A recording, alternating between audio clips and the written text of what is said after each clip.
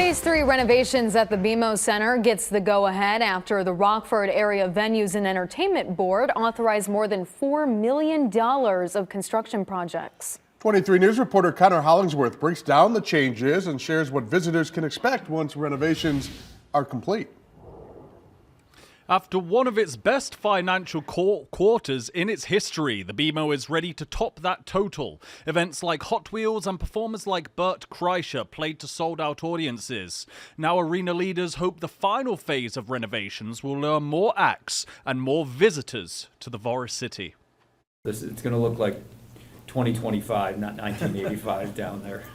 Embracing modernity, BMO representatives hope some sleek changes will bring a cleaner, fresher look to the arena. There is a lot of orange in our building and it is slowly disappearing. Construction on the escalators is already underway. Other renovations will include a new entrance in the corner of the building instead of on the side, a refreshed Jack Daniels bar, a grab-and-go shop like the one seen in the United Center in Chicago, and a change to the admin offices. Having the traditional box office is not necessarily, it's kind of going away.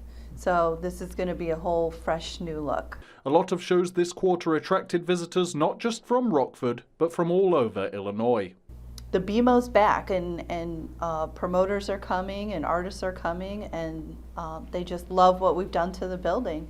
Rockford Council members like Chad Thunberg hope these visitors will not just help the BMO Center, but give an economic boost to surrounding businesses. We have heard back from restaurants and hotels that they are filled to capacity at times when we have events here at the BMO and the Coronado.